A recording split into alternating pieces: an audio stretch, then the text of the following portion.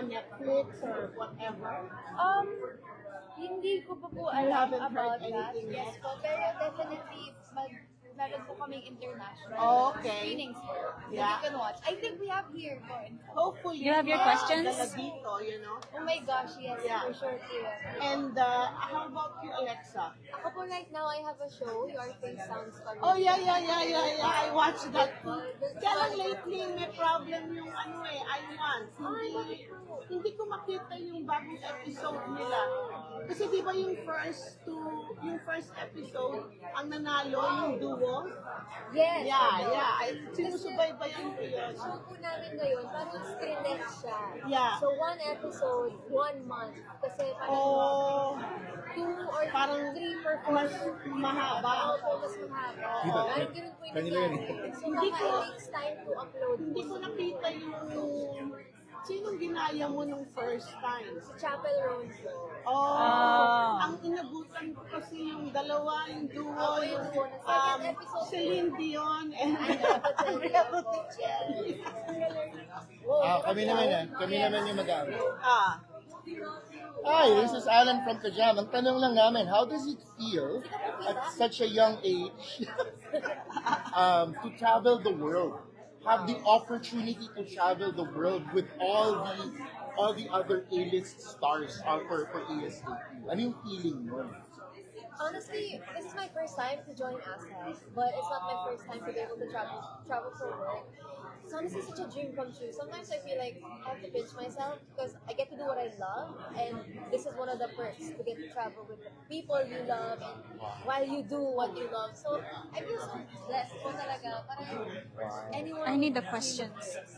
And I'm so lucky I get to live. Ganyan. I agree. It's really such a blessing. So this, last time galing naman ako na Birmingham actually.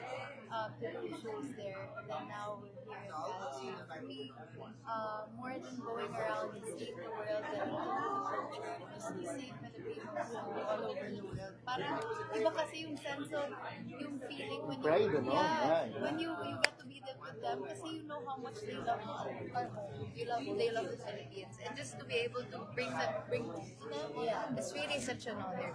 Bring home and hope. Yun, on that note, we'd like to thank you because what you're doing is good for the community. Kasi people here are homesick and you're bringing home. You're bringing a taste of home, diba? So maraming salamat. Can we get a promo? Can we get a promo for Kajam? So can you say, please watch Kajam live every Saturday morning on Facebook. Hi everyone! Please keep supporting Kajam live every Saturday on Facebook, guys! Thank you. Thank you. Yes! Hi ladies, welcome to Vancouver. Thank you po. So I just have one question for you. What's one word that you can describe tomorrow's concert? The energy that you guys are going to be bringing up on stage. Spectacular. Yes, that's nice. I would say extraordinary. Yeah, I would use that. What would you guys say would be the best thing about traveling with the ASAP family? That we get to, again, do what we love and meet Filipinos who we love. So it's like it's always a trip full of so much hope, so much love, so much passion that we share with one another. Yeah, and ASAP's always been our family, and just to get to travel with this family, I feel like it brings us all together closer, and at the same time, the Filipino community here, parang nagiging pamilya na din namin sila in a sense. Because we do these shows with a purpose talaga. It's not just to perform, it's not just to go to another country, it's always to bring home to the Filipinos wherever we go. Can I get a copy of that? No. Ang ganda, no? Can you guys say hi, this is Bel Mariano? She's Bel Bel Mariano. po. Alexa po. And you're watching Pinoy Buzz? Pinoy Buzz.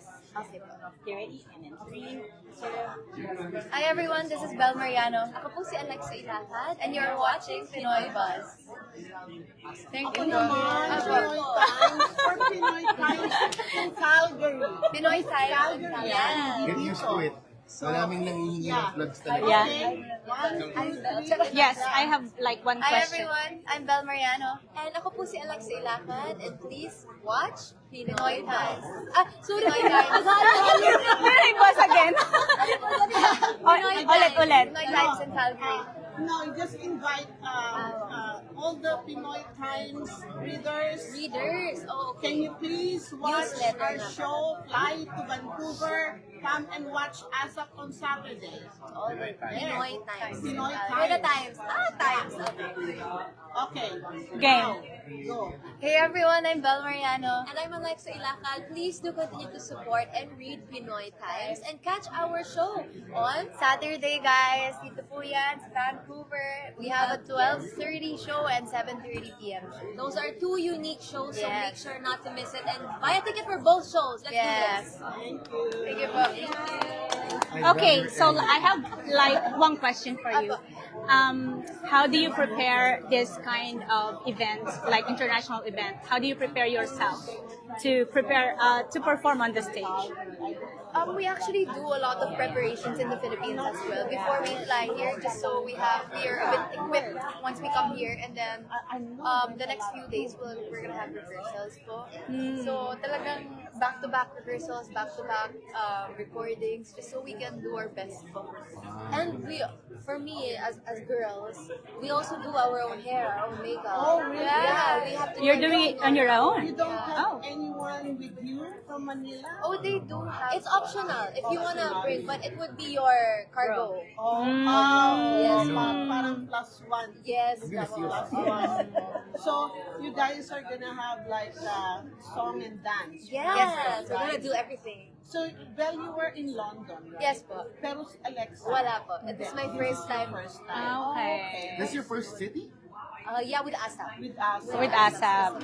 You are in the most beautiful city in the world. I mean, No, it really is. This is really the most, for the 10th straight year, voted as the most Right, beautiful. we have I get it. 1 Yes, minute it's to go. something. The next And thing, just 1 the minute. trees. Have you guys done a roundabout? We went to Stanley Park. Yeah. Yeah, but they got the sanitized tour, not the real. Yeah. What else can you recommend po? Capilano.